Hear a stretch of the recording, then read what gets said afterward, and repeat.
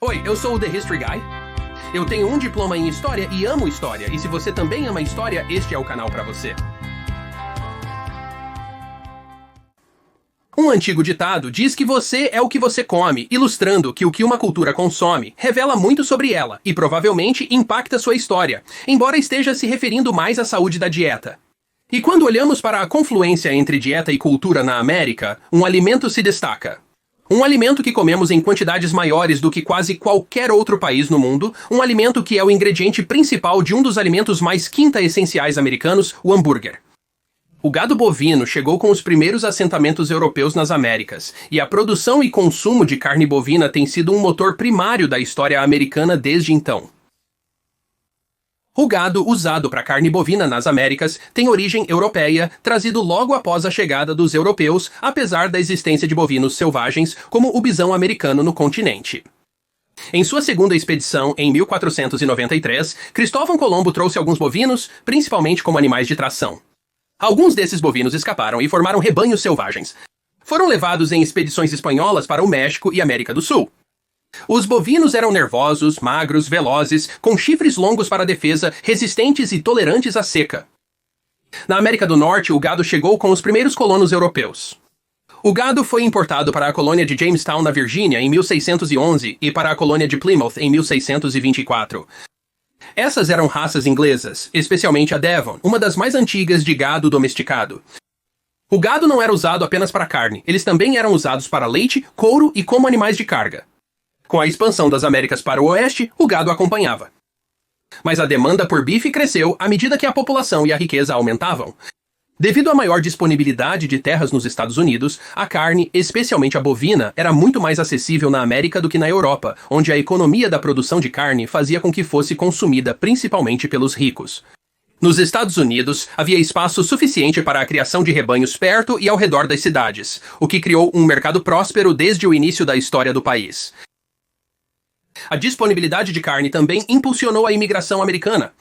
No início do século XIX, quando imigrantes escreviam para casa, seus parentes frequentemente duvidavam ao saber que na América as pessoas comiam carne quase diariamente. Enquanto isso, no Grande Sudoeste, os descendentes do gado trazido por Colombo se moviam para o norte. Rebanhos podem ter pastado no Texas desde o século XVI. Os animais dos colonizadores espanhóis fugiam com frequência, pois não eram cercados. Nas grandes planícies, sem predadores naturais, eles prosperaram. Na maior parte do tempo, até os nativos americanos os deixavam em paz, pois os bisões eram mais mansos e fáceis de abater. Os colonos europeus trouxeram raças europeias para o Texas na década de 1820, e essas se cruzaram com o gado selvagem espanhol, criando a raça distinta chamada Longhorn.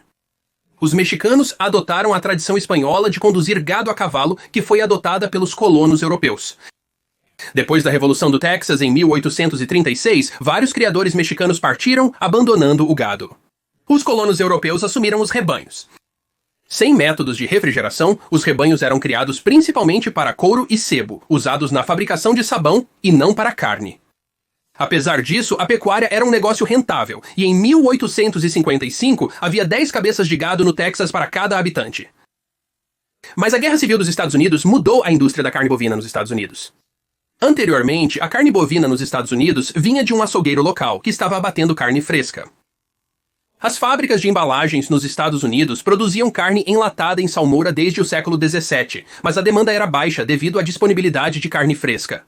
Entretanto, o grande número de soldados na Guerra Civil dos Estados Unidos gerou uma enorme demanda por carne enlatada para alimentá-los, sendo fundamental para estabelecer a indústria pecuária nas grandes planícies, como em Nebraska. Mas a guerra teve o efeito oposto no Texas. Quando a União cortou o rio Mississippi em 1863, a Confederação não tinha acesso aos rebanhos do Texas. Além disso, muitos cuidadores de gado no Texas foram lutar na guerra. Sem cuidados, os rebanhos cresceram. Com o fim da guerra, a demanda no leste, impulsionada pelo aumento populacional e de riqueza, superava a oferta. Enquanto isso, no Texas, milhões de longhorns selvagens vagavam pelas grandes planícies. Havia muito dinheiro a ser ganho para quem conseguisse levar esses gados ao mercado. Assim começou a era das conduções de gado, mas havia um problema. Os fazendeiros do Kansas e Missouri não gostavam do gado do Texas, que danificava suas fazendas e carregava um tipo de carrapato causador de uma doença fatal para as raças europeias, mas a qual o resistente gado Longhorn era imune. O empresário empreendedor Joseph McCoy encontrou uma solução. McCoy notou que as ferrovias buscavam mais negócios de carga e que os currais em Chicago eram perfeitos para suprir a crescente demanda no leste. McCoy investiu em Abilene, Kansas, uma pequena cidade ao longo de uma ferrovia, onde construiu currais e motéis. A Abilene ficava a oeste da agricultura de Kansas e no final da trilha de Chisholm, estabelecida para abastecer a Confederação. Os fazendeiros no Texas podiam levar grandes rebanhos de gado pela trilha de Chisholm até Abilene, onde seriam transportados de trem para Chicago, abatidos e enviados em vagões refrigerados aos mercados do leste. As cidades de gado eram conhecidas como locais barulhentos onde os cowboys, após meses cavalgando, gastavam seus salários em bebidas e prostitutas. Todos enriqueceram: ferrovias, fazendeiros, donos de currais e Joseph McCoy. Com base em sua visão, mais de 2 milhões de cabeças de gado foram movidas de Abilene para Chicago entre 1867 e 1881. O êxito de sua visão deu origem ao termo o verdadeiro McCoy. As fazendas de gado se espalharam pelas grandes planícies, um movimento facilitado pela relocação dos nativos americanos para reservas e a caça dos búfalos até a extinção. O gado financiou as ferrovias, facilitando a imigração e intensificando as guerras para remover os povos nativos. As fazendas tinham grandes rebanhos do Texas ao Canadá. As grandes planícies ficaram conhecidas como o Reino do Gado durante o boom do gado. Mas o tempo do Reino do Gado e do cowboy foi breve. Inicialmente, a demanda excessiva causou superpastoreio devido à competição entre rebanhos. Em 1885, uma recessão reduziu a demanda e secas repetidas e invernos rigorosos dizimaram os rebanhos. O fim do tempo de pastagem em campo aberto foi facilitado por duas novas tecnologias. Em 1874, Joseph Glidden, um empresário de Illinois, desenvolveu um método para produzir em massa arame farpado. O novo arame permitiu uma revolução. A cerca era cara no oeste, pois eram geralmente feitas de madeira, escassa nas grandes planícies. Cercas de arame eram mais baratas, mas quebravam facilmente quando empurradas por algo grande como o gado. O arame farpado era mais resistente, pois a torção de dois arames com farpas impedia a pressão do gado contra a cerca. O arame farpado possibilitou o cercamento das grandes planícies. Mas outra tecnologia era necessária para passar da era de pastagem aberta para a era de fazendas de gado. Em 1854, o engenheiro e inventor Daniel Halliday inventou o primeiro design comercialmente bem-sucedido para um moinho de vento autônomo. Até 1870, a invenção se espalhava pelas grandes planícies. O moinho de vento permitiu que um agricultor ou fazendeiro retirasse água de aquíferos subterrâneos, libertando-os da competição por fontes de água. Uma dissertação de 1895 concluiu sobre os moinhos de vento. Sem eles, devemos emigrar. Com eles, podemos irrigar. A transição foi difícil. Os fazendeiros mais ricos começaram a usar cercas para tomar grandes áreas de terra, por vezes além de suas posses legais. As guerras de corte de cercas irromperam, frequentemente se tornando uma guerra de classes entre fazendeiros ricos e pequenos pastores e agricultores. O mais famoso desses conflitos foi a Guerra do Condado de Johnson, travada em Wyoming entre 1889 e 1893. Cerca de 40 pessoas morreram em conflito entre fazendeiros e colonos por direitos de pastagem e água, levando o exército a intervir. Com o tempo, leis foram criadas para regulamentar o uso de terras públicas para pastagem. A pecuária se mudou em grande parte para fazendas cercadas em vez de pastagens abertas. Em 1906, Upton Sinclair escreveu o livro A Selva, expondo as condições deploráveis na indústria de embalagem de carne dos Estados Unidos.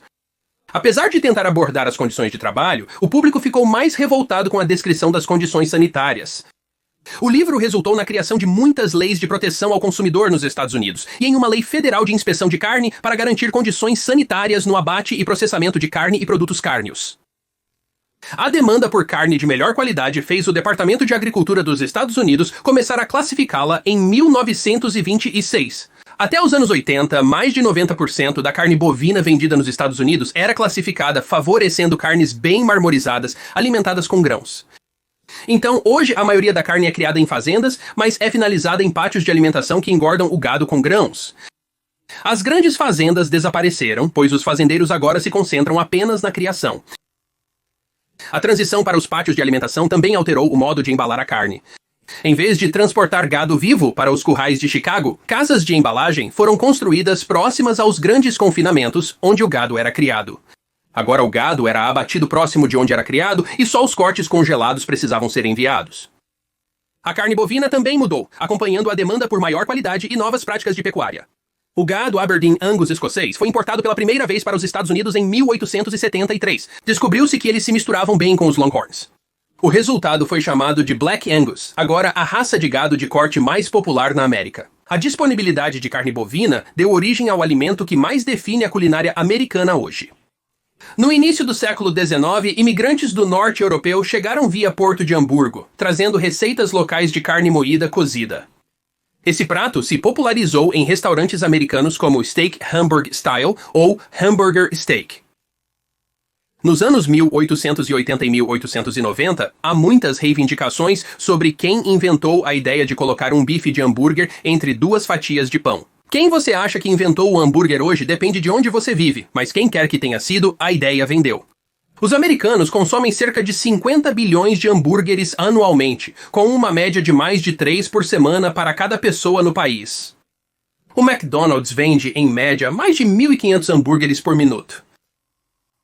O consumo de carne per capita nos Estados Unidos dobrou entre 1930 e 1960, atingindo seu pico na década de 1970. Os americanos continuam sendo um dos maiores consumidores de carne bovina per capita no mundo, apesar de uma leve queda recente. O Departamento de Agricultura dos Estados Unidos atribui as quedas recentes à escassez de produtos, que elevou o preço da carne bovina em relação ao frango. No entanto, o departamento prevê queda no preço da carne bovina na próxima década e retomada da demanda. Porém, há sinais de que a cultura mudou e o consumo per capita não alcançará os níveis elevados da década de 70. A indústria da carne bovina enfrenta desafios como a demanda por carne livre de hormônios e antibióticos, além de ameaças de substitutos à base de plantas cada vez melhores e mais populares. Em uma inovação dramática na indústria, em 2013, pela primeira vez, a carne bovina cultivada em laboratório foi moída em um hambúrguer e consumida. Essa nova tecnologia pode estar disponível em lojas num futuro próximo, com várias startups buscando desenvolvê-la. A produção e o consumo de carne bovina foram grandes impulsionadores da história americana, pois a economia e a cultura são sempre grandes impulsionadores da história, comprovando o adágio. Nós realmente somos o que comemos. Sou o History Guy e espero que tenham gostado desta edição da minha série 5 minutos de história, com pequenos trechos de história esquecida de 5 a 10 minutos. E se você gostou, por favor, vá em frente e clique no botão de curtir que está aí à sua esquerda. Se você tiver alguma pergunta ou comentário, sinta-se à vontade para escrevê-los na seção de comentários. Responderei com prazer. Para mais 5 minutos de história esquecida, basta se inscrever.